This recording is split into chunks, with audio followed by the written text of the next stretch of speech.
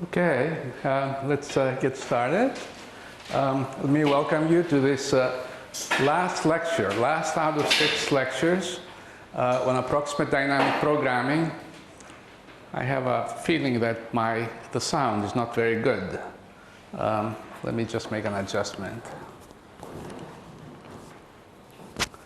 I'll put it over here and see what happens. Okay, is that, are you guys doing okay? Okay? Okay, I think this is a little better. At least it sounds in my ears a little better. So this is the last lecture, lecture 6 out of in approximate dynamic programming, and we have discussed quite a few topics so far, and mostly having to do with policy iteration, cost function approximations. Today we're going to look at Q factors and model-free implementations of approximate dynamic programming algorithms. So we are going to review Q factors and the corresponding Bellman equations, then talk about value and policy iteration for Q factors, and then discuss QLearning. It's an important algorithm that can be viewed as a sampled version of value iteration. You can do QLearning for Q factors, but there's no corresponding algorithm for costs. That's an interesting fact. Then we're going to talk about QLearning in combination with cost function approximation. Then say a few things about adaptive dynamic programming, a few things about approximation in policy space, and then we are going to have a more general discussion to close the course. So let's do a little review. We continue to talk about a finite state system involving states 1 up to n, a finite set of controls for each state I. The system is defined by transition probabilities that depend on control. And we consider policies, which are sequences of functions from state to control, mu0, mu1, and so on. And given a policy, starting at a state I, we can consider the sequence of generated costs over time, discounted by a factor alpha, by a discount factor alpha, and take the limit of this series as n goes to infinity. This defines a number for every policy and every state. So j pi is a cost function. We want to find the minimal cost function in a policy pi that attains the minimum. We have seen the importance of stationary policies, policies where all the mu k's are the same, equal to some mu, and optimal policies can be found among the stationary policies, and also the stationary policies enter into the various algorithms such as policy iteration and so on. Let me remind you also of our standard notation, which we use occasionally to denote the dynamic programming mapping and the corresponding mapping associated with policies, maps j functions or n-dimensional vectors in this case into other n-dimensional vectors, tj or t mus of j. And now let me remind you about Q factors. We discussed those early in the second lecture or so, first or second lecture. Given j star, the optimal cost function, the optimal Q factor at a state I and control u is given by this expression. It's the expected one-stage cost starting from I using u plus the optimal cost to go starting from j. So it's cost associated with starting state I, but using u first and then optimal after that. Okay? So this is a bigger function than j star. J star is defined for every state. Q star is defined for every state and control. Okay? Now we have Bellman's equation, j star satisfying equal to this expression here. Therefore, if we minimize on both sides of this expression, we see that j stars of I is the minimum of the Q factors.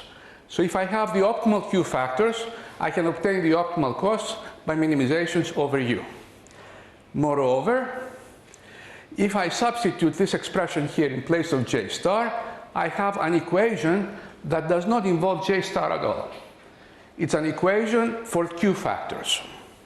This equation holds for every I and u, so it is a number of nonlinear equations with equal number of unknowns, but a bigger equation than Bellman's equation. It has more variables and more equations.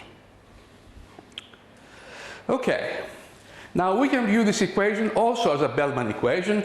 We can view q star as being the fixed point of a certain mapping, okay, and the mapping is the one here on the right-hand side.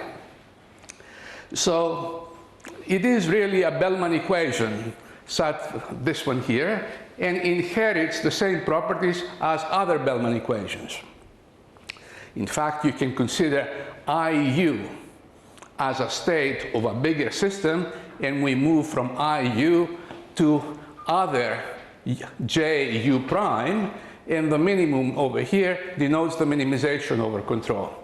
So there is an underlying dynamic programming problem on a bigger space that involves the q factors and involves a states, the pairs I and u, and the Bellman equation for that problem is this one.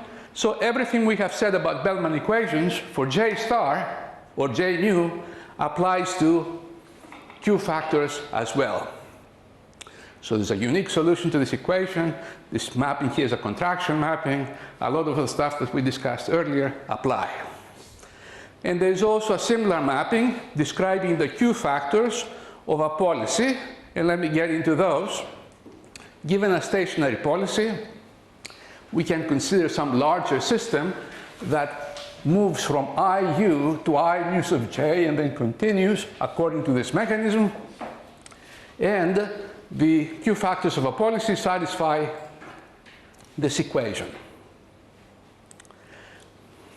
Equivalently, q mu is a fixed point of this mapping. This is a linear equation now, as all equations that have to do with single policies are. A linear equation involving these unknowns defined for every policy and having an unknown for every I and u. And we can use this equation. If we can solve this equation, we can evaluate the q factors of a policy. And that's useful in policy iteration. Excuse me, what that means? I'm sorry? The possibility. I didn't understand. The sum from 1 to n. Yes. Is from 1 to n. And what does that n mean? It's the number of states. So it means that you have n possibility from move from I to z. The z have n states. That's true, yes. And the Pij is some way. Yes, yes. This is only one of the several possible transitions from IU. Okay, there are several others. There are n possibilities, yes. Yeah, there are n possibilities. Pij is some weight function.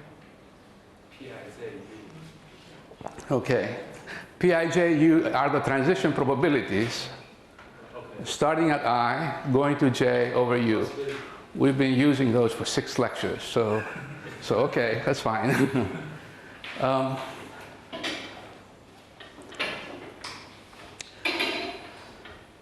Okay, so we have optimal q factors of a policy, and generally value iteration and policy iteration can be carried out in terms of q factors.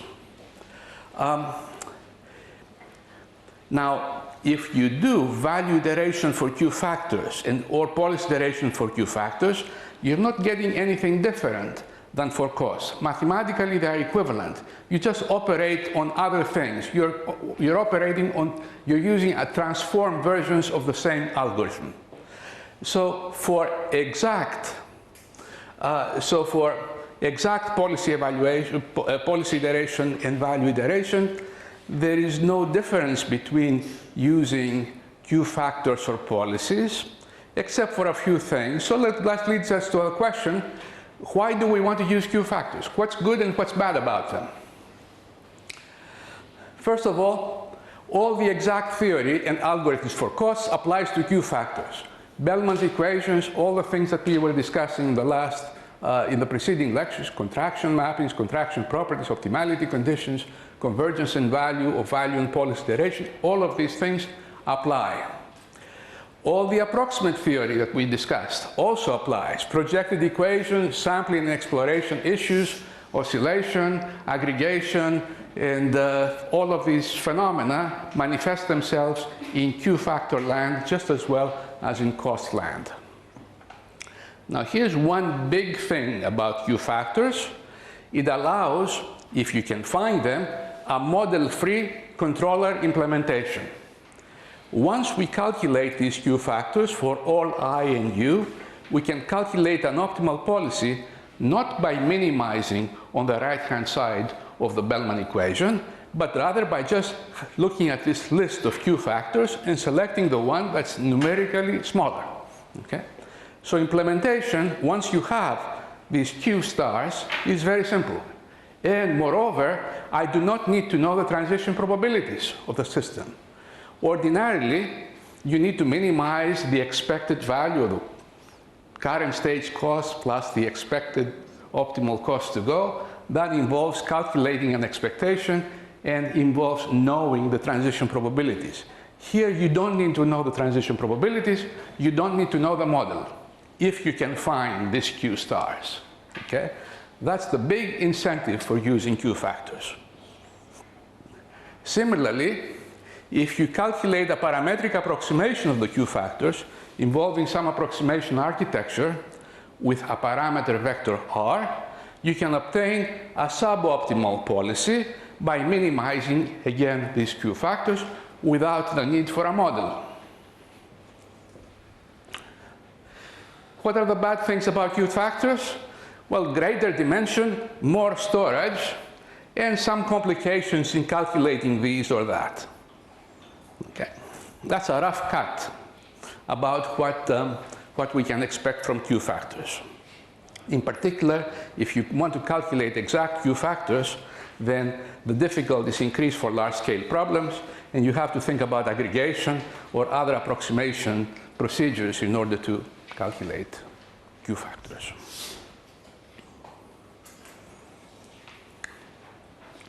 Okay, now here's one thing about Q factors that we don't have for cost. It's an algorithm called QLearning. This is in addition to everything else we discussed. This is new. And QLearning is a sampled form of value iteration. It is a stochastic iterative algorithm that generates iterated values of these Q factors by using samples from the system. And it resembles value iteration, but it's not value iteration. It's a sampled form of value iteration. Okay, so here's the description of QLearning in the classical form. There are many variations, but this is the standard QLearning algorithm. Remember, we want to calculate Q of all I and U, so we select a sequence of pairs of states and controls. We have a system and we sample. We get one state control pair here, another one, another one. We have a whole large number of them, and we can use any mechanism for doing that. Probabilistic mechanism or deterministic mechanism, as long as all the state control pairs are represented and are sampled infinitely often. Of course, this is an idealized algorithm. In practice, we would not sample every state control pair infinitely often, but that's the theoretical, the idealized version of the algorithm. So, at iteration k, we have some Q factors, Qk, a whole big vector of Q factors, and we update, we have a sample, we have this ik, uk, and we sample the next state according to these transition probabilities. So we have ik, uk, and jk, and we update the Q factor of that particular pair according to this formula. And we leave only all the other Q factors unchanged. Okay, So here I am, I select ik, uk, and I pick the Q factor of only that pair, and I sample the next state to obtain jk, and I calculate this expression, which is a sample of the expected value that appears in Bellman's equation. Okay? Sample because it's not sum over pij's, but it is rather just jk. Okay? And we move the Q factor of only that pair in the direction of this sample, but we also interpolate with a current value. Gamma k is a step size, typically a small step size. In fact, it is necessary that the step size goes to 0, likely at a rate of 1 over k, proportional to a constant over k. So, we calculate this sample, which is like value iteration, okay? But it's only a sample. And then we make this update, leave all the others unchanged. Then I pick out the next sample, ik plus 1, uk plus 1. I do again a change for that Q factor and keep going like this. All the Q factors are going to be updated infinitely often, but only one at a time, okay? So that's the idea. Value iteration would move in that direction fully with step size equal to 1. QLearning moves in the direction of a sample of this by a step size gamma k. Okay.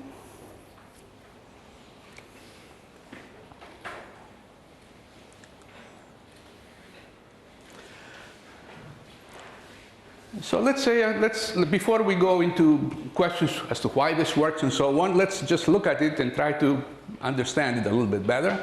Here is the algorithm. I've just restated the algorithm here.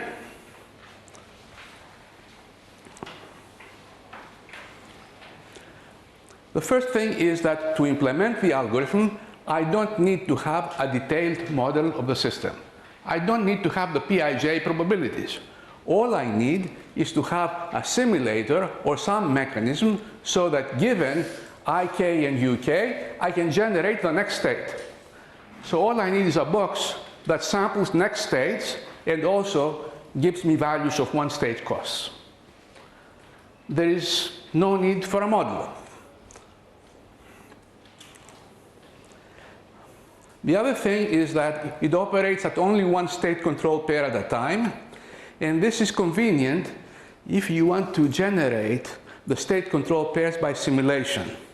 So you have one state control pair, that moves you to a next state, and then you use that next state as part of the next state control pair, and so on. So even though the mechanism for generating these state control pairs is arbitrary, oftentimes you use the simulator of the system, and in that context, it's convenient that you operate at only one state control pair at a time, because that's consistent with simulation. However, with this type of operation, the algorithm becomes asynchronous. Remember, we talked about asynchronous algorithms back in second lecture, where we operate somewhat chaotically among the components of the vector that we update. So, and one possibility is to update components one at a time. Well, that's what we do here. We operate on Q factors of only one component. We operate on only one Q factor at a time. Now, there are no approximations in this algorithm. We aim to find the exactly optimal Q factors. Okay? We don't want to go suboptimal here. We're aiming straight for the optimal Q factors. And then the question is, why does this work? Why does this algorithm converge to Q star, the optimal Q factors? And also, why can I not use a sampled version of value iteration to calculate optimal costs? Well, the reason for this is actually mathematical. It's just a fine point in the mathematics. Generally speaking, for stochastic iterative algorithms to work, what you need to have is an expected value, an iteration that involves an expected value that you can sample. However, in Bellman's equation, you have a mapping that does not involve an expected value only, but rather the minimum of an expected value. If I were to sample this expected value and consider an algorithm that involved minimization over a sample, this would just not work. Sample of minimum works, but minimum of sample, the mathematics don't work, because when you take expected values of a minimum of the sample, you don't get the same as the minimum of the expected value. So it's a fine mathematical point, but it makes a big difference, because I would like to work with, I would like to have a sampled value iteration involving costs, but I can't do it because the minimum and the expectation are in the wrong relation. Okay. We're not going to go back to this point, but instead, let's consider why do we get convergence. Are there any questions at this point?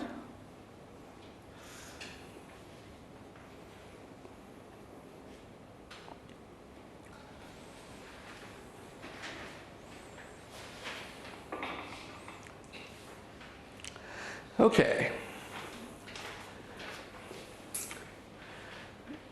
You can show convergence to the true exact Q factors under fairly mild assumptions, and the line of proof involves two types of arguments, two types of theories.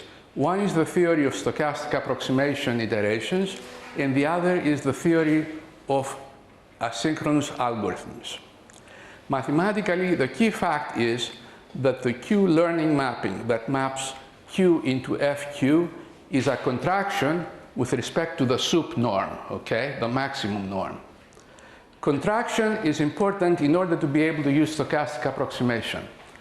Sup norm is important because of the asynchronous operation. You may remember on my discussion about asynchronous algorithms are valid provided there's some kind of contraction-like property with respect to the sup norm. If you remember this box conditions and so on. That's what's in effect here when you look in depth into the proof. Sup norm works well with asynchronous, contraction works well with stochastic approximation. Okay, now let's understand the connection with stochastic approximation. Let's take one step back from QLearning and look at a generic fixed point problem involving an expectation. We want to find a fixed point of this expected value of F mapping, where W is a random variable, okay? So in our case, of course, this involves a Bellman equation and so on, but let's look in greater generality, and let's assume that this mapping is a contraction mapping with respect to some norm, so that this equation has a unique solution, and also this iteration converges to the unique fixed point. Okay? Now, how would you how would you modify this algorithm so that instead of iterating with full expected values, you just use samples, sampled approximations? Well, we could generate a sequence of W's and use this sequence to approximate the expected value that appears in the iteration. So at iteration k, to approximate this expression here, this expected value, let's use a Monte Carlo average using the first k samples, okay? That's certainly an algorithm that makes sense, and as k increases, this Monte Carlo approximation is going to be more and more accurate. So asymptotically, you're getting this algorithm. And it's very simple to show that this kind of algorithm works. It's like iterating with a contraction, a fixed point iteration that converges.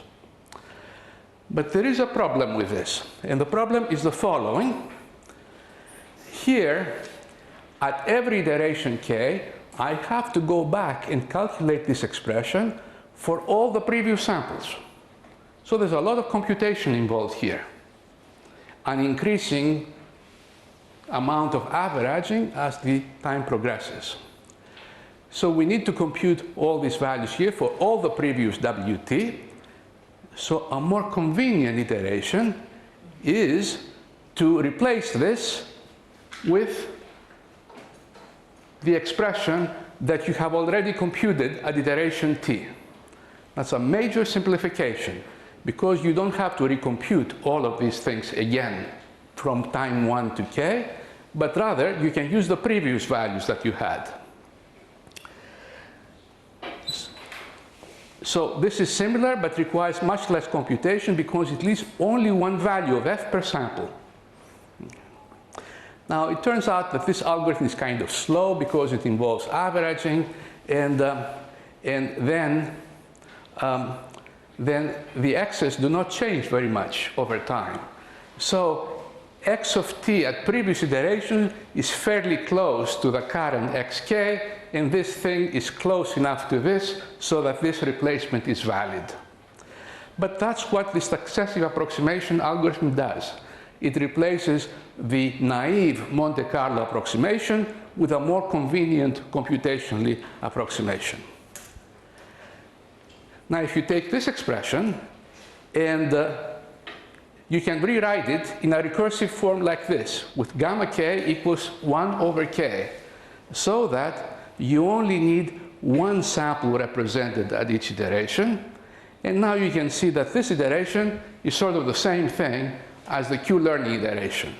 It involves moving in the direction of a sample and doing interpolation between the current point and the sample.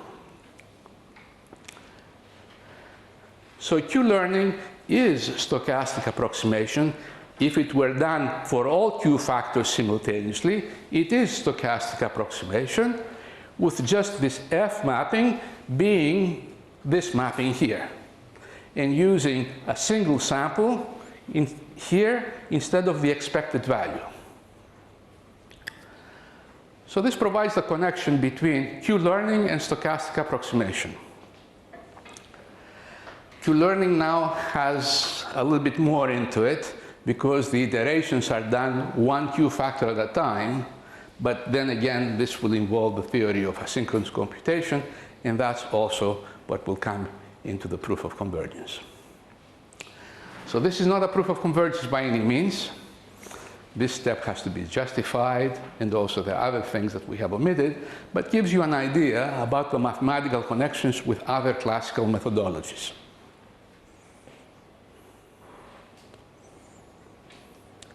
Okay.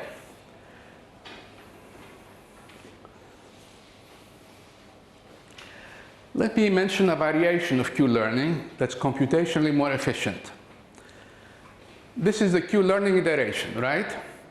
We pick a pair ik, uk, and we calculate this expression, and we move in the direction of that expression. Now, this expression involves minimization over all controls. And if you have a lot of controls, this may involve a substantial amount of computation. It would be more efficient to remember the good controls, and instead of minimizing over all the controls, minimize over the good controls, or perhaps just one control. This leads into the idea of maintaining a policy, a sort of current policy, which you use in here instead of using a minimum. And if you try to connect it back to policy iteration and optimistic policy iteration, you may consider a sampled version of an optimistic policy iteration algorithm, which evaluates the current policy, evaluates the Q factors of the current policy by using a finite number of value iterations, which would not involve any minimization here, and then improves the policy occasionally after new case steps by means of this iteration. So this is a more efficient version of this, but it turns out not to work. There's an old work dating back to 1993 which says that if you implement QLearning asynchronously with maintaining both a policy and Q factors, then you may get oscillation. However, it turns out that this can be rectified by, there's a simple modification of this algorithm, which does not involve much overhead, that overcomes this convergence problem. And this is recent research, and I refer you to a series of papers, and I'll leave it at that.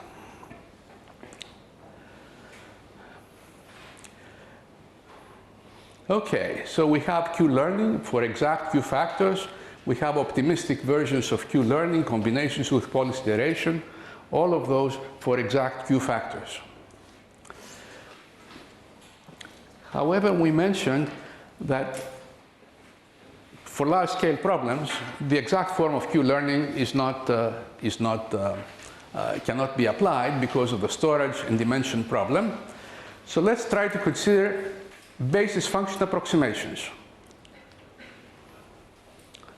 So we introduce a Q factor approximation, which is linear and involves these basis functions. These are a feature vector associated with I and U, and R is a vector of weights.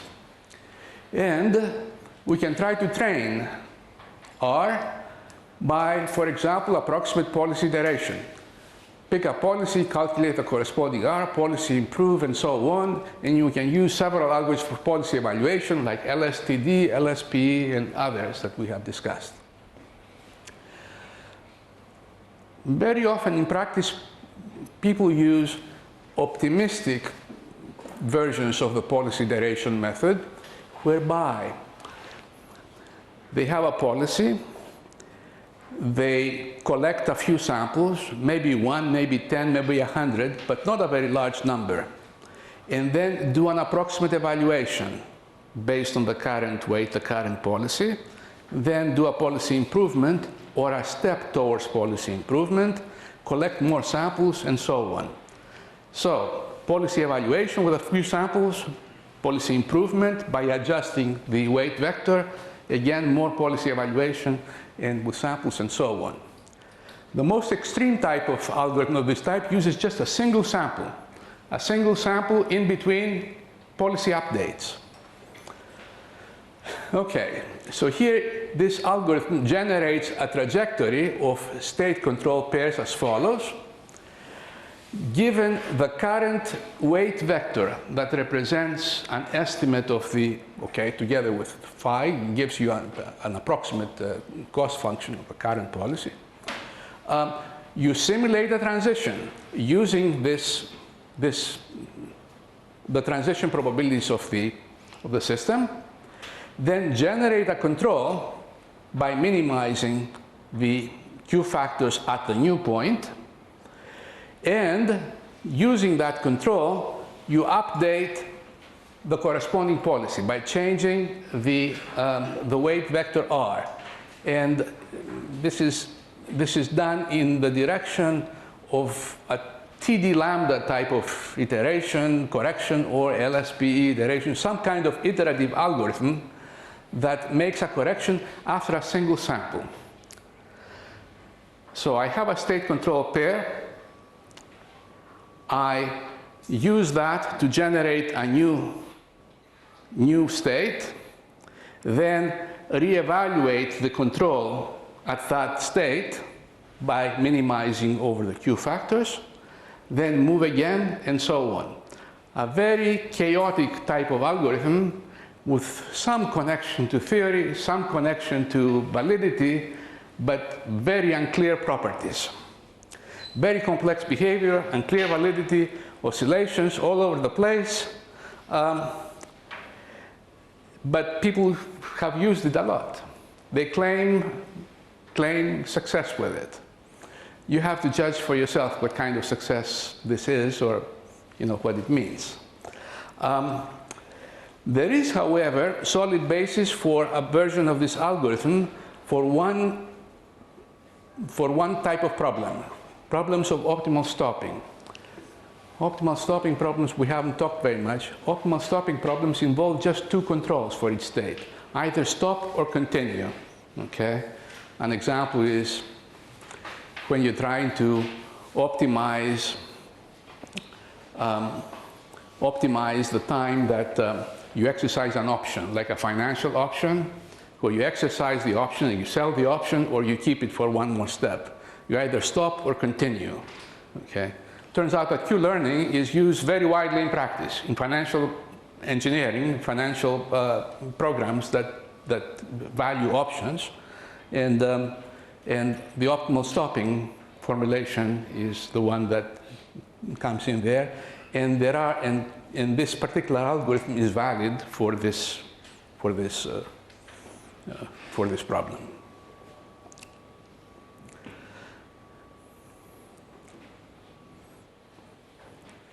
Okay. Now let's talk about another type of algorithm that involves Q-factor approximation. Instead of using projected equations and the algorithms that we have discussed, there's another approach that we mentioned, but it did not discuss very much, the so-called Bellman equation error approach. Okay, so we'll describe this approach for Q-factors. Given a policy mu, we approximate the Q-factors of that policy using a linear approximation architecture that is obtained by minimizing the error in satisfying Bellman's equation. Okay? So this is phi r. Phi r is the approximation to Q mu, and F mu is the mapping associated with the policy mu, involves expected value and so on. So this is a least squares problem, and the norm here is Euclidean norm with respect to some distribution psi. This approach is related to somewhat to projected equation approach, and it works as follows. Given a policy, you solve this problem to find R mu, then you improve the policy, and that allows you to solve this problem for the new policy, and so on. Now, let's look at this for deterministic problems. Okay? This approach has found more application for deterministic problems rather than for stochastic problems, and there are reasons for that. Let's look at the special case of deterministic problem. Now, in the deterministic problem, given a state and a control pair, the next state is completely determined, okay? There are no transition probabilities. There's a unique state to which you go. So here's how this approach would be implemented. Given a policy, we generate a large set of sample pairs, ik and uk, corresponding deterministic costs, and corresponding transitions, which are also deterministic, to the state,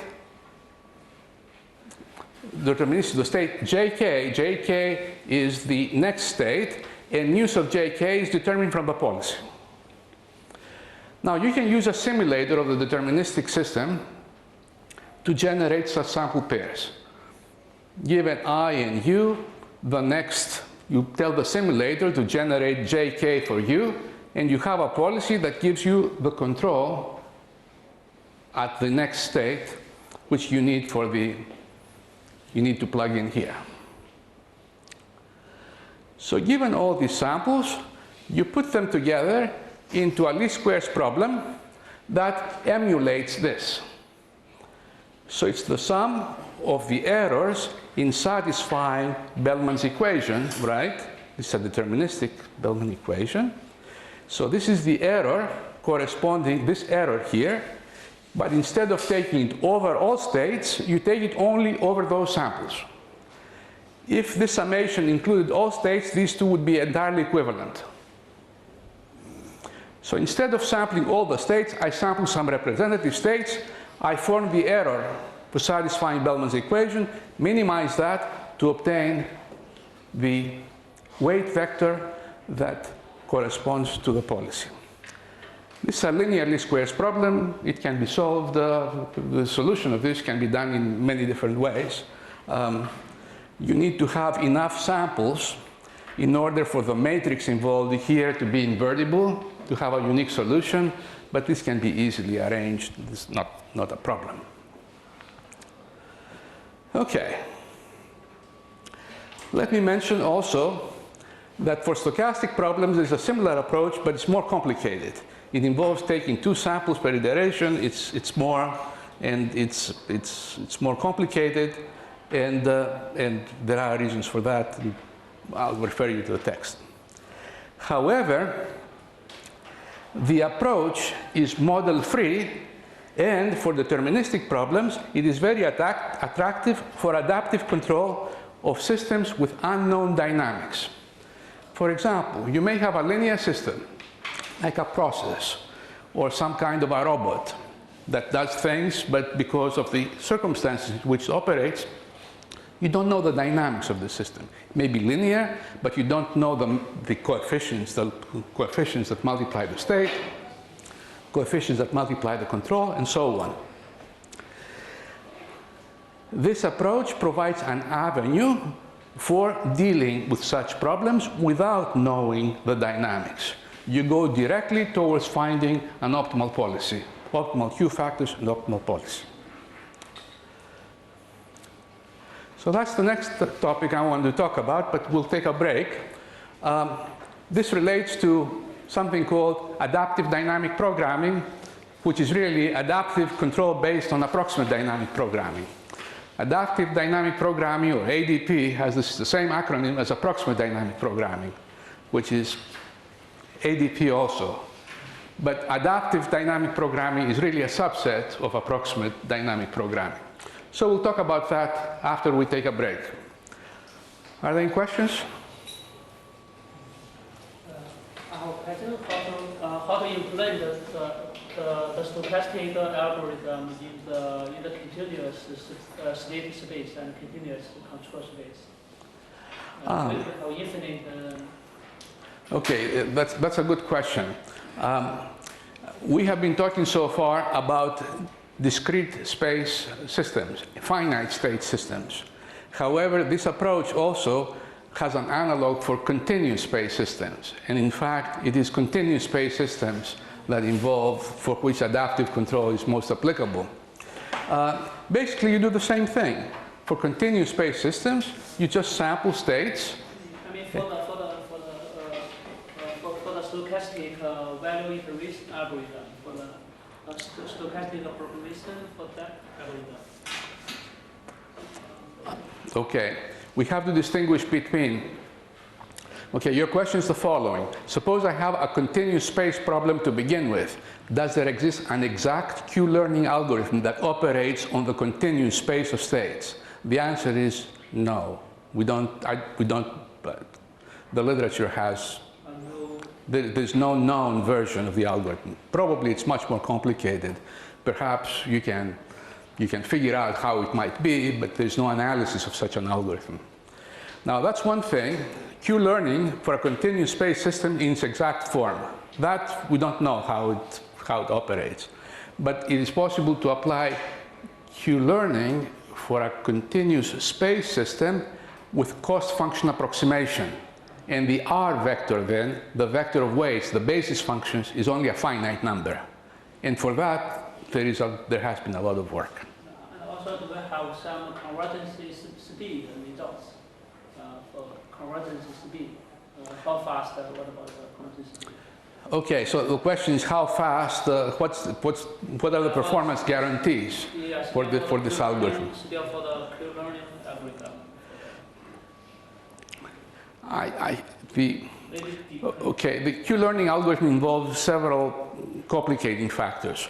One is the resemblance to stochastic approximation and the use of samples. And the other is one Q factor at a time. If we were to do all Q factors simultaneously and obtain basically a stochastic approximation algorithm, then there are convergence rate results about stochastic approximation algorithms. However, the QLearning algorithm is more complicated because it involves a chaotic kind of chaotic trajectories over state control pairs, and you update only one at a time. And I don't believe that there are interesting convergence rate results for this type of algorithm. If you want a qualitative answer, the algorithm is very slow, very often. And that's typical of stochastic approximation algorithms. Yeah. So if you are interested in high accuracy, then that's probably something that you cannot get. But sometimes you get convergence reasonably fast, particularly if you got no good starting points, if you do the sampling in an intelligent way.